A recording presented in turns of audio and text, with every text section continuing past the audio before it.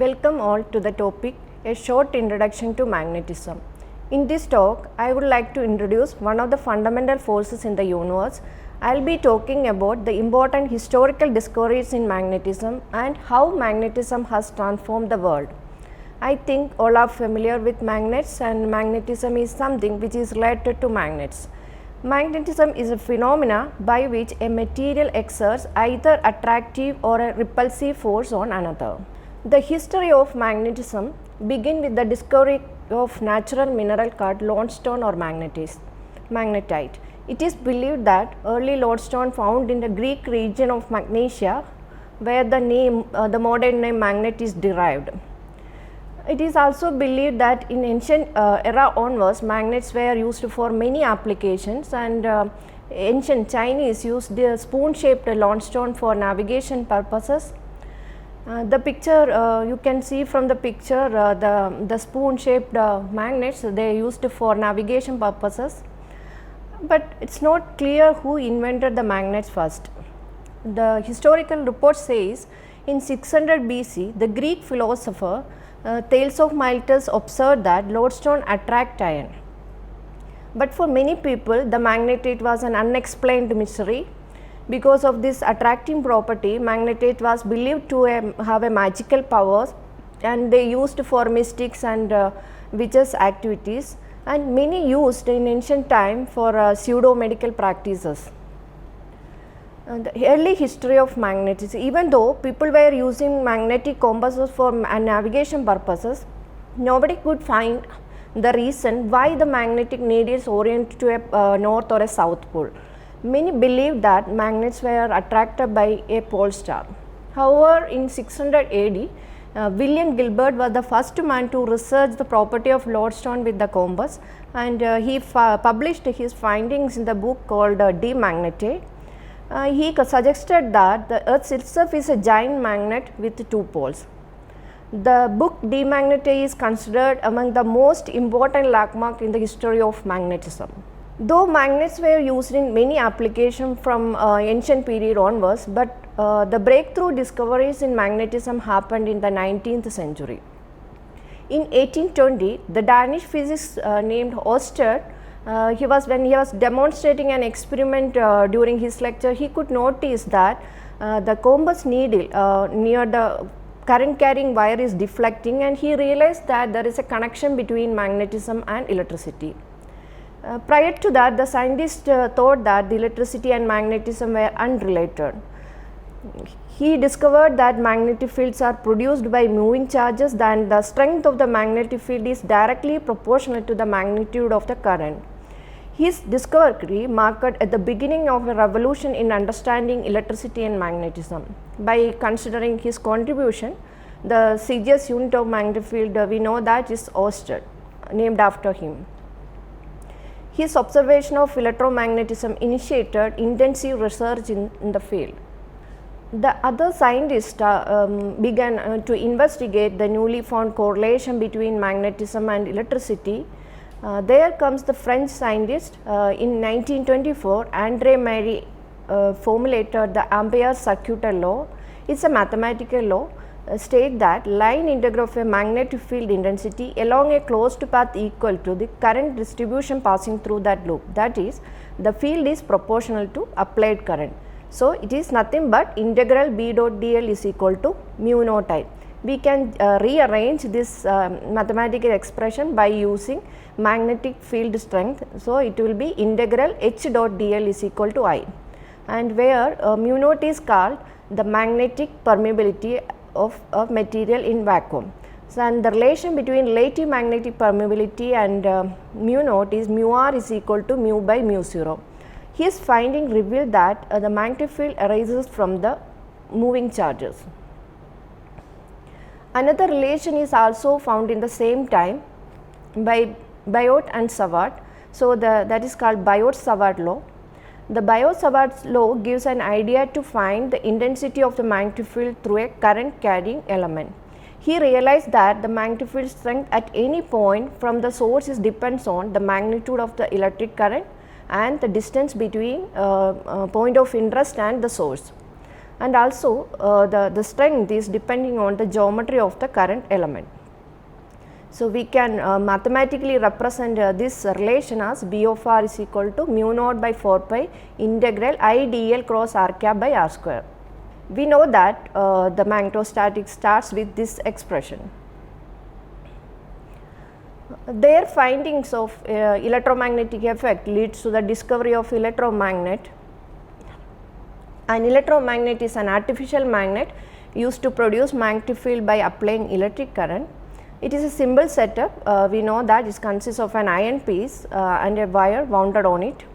The first electromagnet was discovered by in 1826 by English man William Sturgeon. Since the electromagnet is a temporary magnet, we can control the strength of this magnetic strength of the magnet by controlling the current or by adjusting the length or a number of turns of the coil. So, we know the relation between the current and field, that is H is equal to Ni by L. So, the advantage of this electromagnet, so we can switch on and switch off this magnet very easily, unlike a permanent magnet. We know that the electromagnets become the vital part of many electrical devices such as motors, generators, relays, hard disk and the current MRI machine. Another very important invention is happened after electromagnet is magnetometer. A magnetometer is a device used to measure magnetic field. It was invented in 1833 by Gauss. We can use this Gauss meter to measure the intensity as well as the direction of the field. Gauss and Weber together developed a new consistent system of unit for electricity and magnetism based on length, mass and time. And we know that the CGS unit of magnetic flux density is Gauss and the SI unit of magnetic flux is Weber. Currently, the magnetometers are widely used for measuring earth magnetic field, magnetic moment of different materials. And the current magnetometers include MEMS magnetic field sensors and vibrating sample magnetometer, Squirt magnetometer, etc. So, the next groundbreaking discovery done by Faraday, we know that he is known as father of electricity. Faraday discovered electromagnetic induction, that is a changing magnetic field produces an electric field. His first law states that whenever a conductor is placed in a varying magnetic field, an EMF is induced in it. This induced EMF is called induced EMF, and if the conductor is a closed circuit, then the induced current flows through it. His second law states that the magnitude of the induced EMF is equal to the rate of change of flux linkage. Faraday's law is the basic operating principle of current transformers, inductors and many types of electrical motors. Without this discovery of electromagnetic induction, we would not have a wireless energy transfer system. After this discovery of electromagnetic induction in 1888, Nikola Tesla invented the first electromagnetic motor, and he is known for his contribution to design the modern alternating current as well as electric supply system. I think most of you heard about Tesla car, and after him the SI unit of magnetic induction is named as Tesla. The other scientist who significantly contributed to understanding the physics of magnetism is Maxwell. Not only in magnetism, his mathematical formulation in many fields of science helped to grow the technology very vastly. According to Albert Einstein, one scientific epoch entered and another began with James Clerk Maxwell. Maxwell mathematically unified the electricity and magnetism. In 1864, Faraday's law of induction was modeled mathematically by Maxwell, and this equation is called Maxwell's Faraday equation, that is a changing magnetic flux induces an EMF. So, we can mathematically write this expression as epsilon is equal to minus n d phi by dt, or it can be written as is equal to minus d by dou t of integral b dot ds. The negative sign indicates the induced current opposes the initial changing magnetic field, and this is called a Lenz's law. Next, Maxwell modified Ampere's circuitous law by including the displacement current term. So, that is called the Ampere-Maxwell's equation, that is integral B dot dl is equal to mu naught I plus mu naught epsilon 0 d phi by dt. And his contribution in understanding the divergence property of magnetic field is Gauss-Maxwell's law, that is integral B dot ds is equal to 0, that is there is no magnetic monopole exist. So, we know that the Maxwell's equation play a fundamental role in classical understanding the classical electromagnetism. Though Maxwell's equation can effectively explain the classical electromagnetism, Einstein was not happy. So, in 1905, Einstein showed that magnetism is a purely a relativistic effect, something that would not even be there without relativity. And the magnetic fields are a relativistic correction that you observe when the charges move relative to you. The era for understanding of magnetic phenomena or a clear explanation for the origin of magnetism came with the development of quantum mechanics in 1920s. The pioneers like Heisenberg, Niels Bohr and Pauli or many more scientists finding help to understand the magnetic properties of different materials. The quantum theory of magnetism says that the magnetic property of material are mainly due to the magnetic moments of their atoms.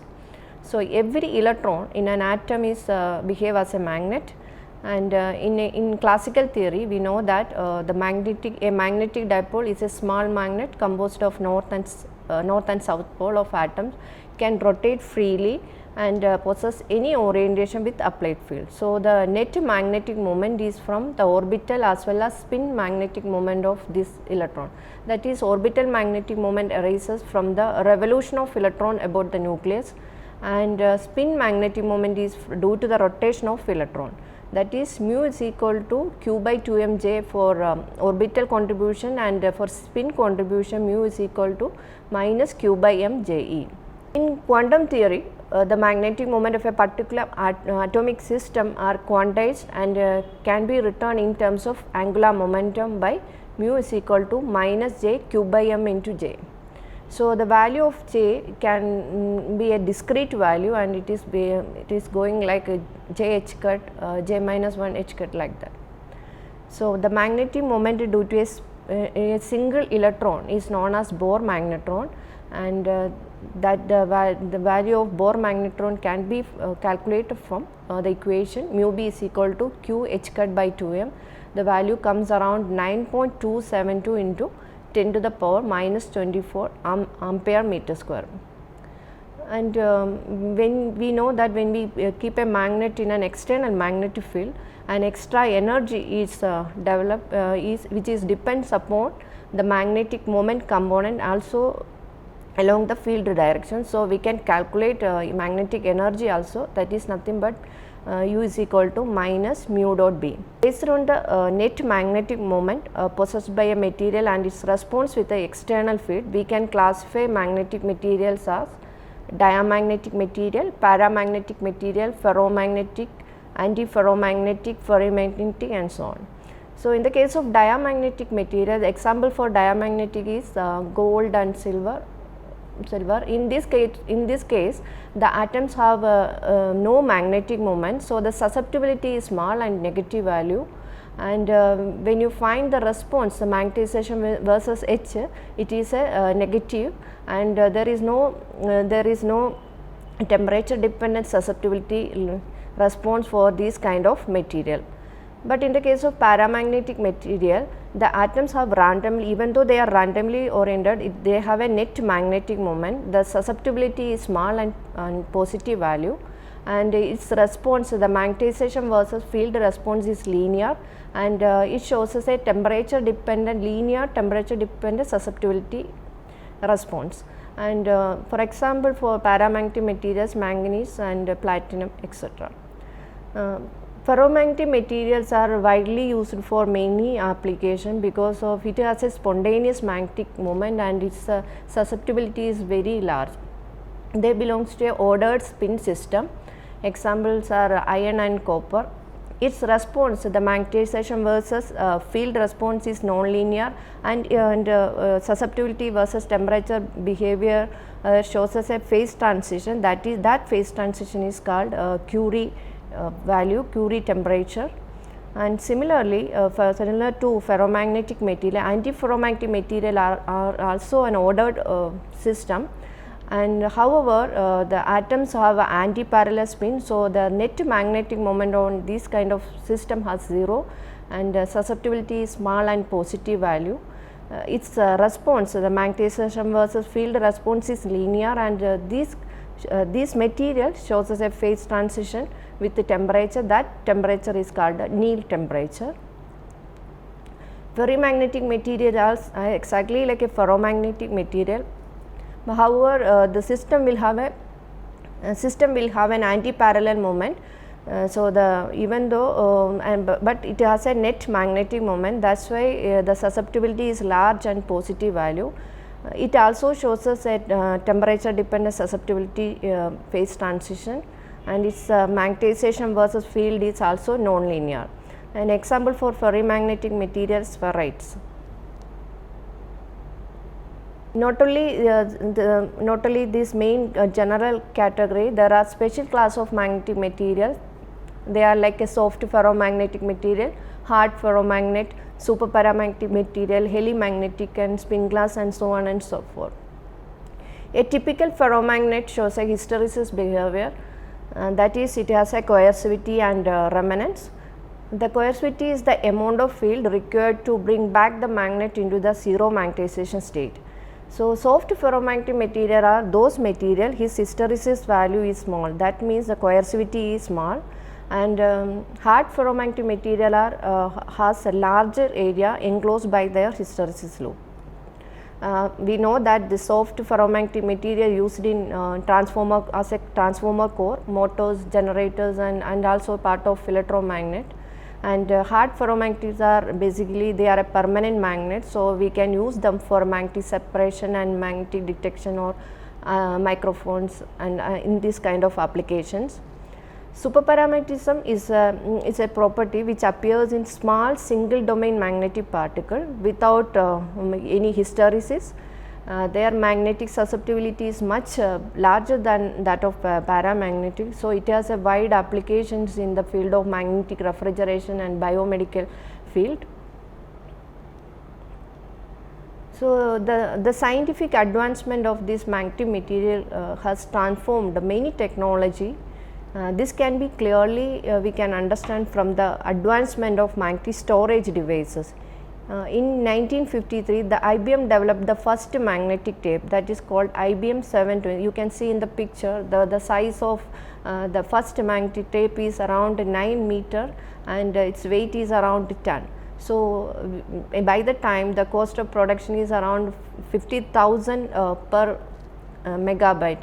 Now, we can buy a hard disk with a 1 terabyte cost around $500, and the size is in inch or the weight is very in milligram or gram range. Similarly, the advancement you can see in the computer. The first computer ENIAC has a size of 2.4 meter. The current laptop has a size of 30 centimeter. Before summarizing, I wish to introduce some of the current exciting research areas in magnetism. One is nanomagnetic materials, so they are developing for many biomedical applications, and other one is quantum magnets for artificial intelligence, and the other area of current area of research is going on in the spintronics material. Basically, they are developing to make a high speed and high capacity memory devices. Other important area of magnetic research is multiferroic material. So, they are developing for a multifunctional low power devices. Thank you.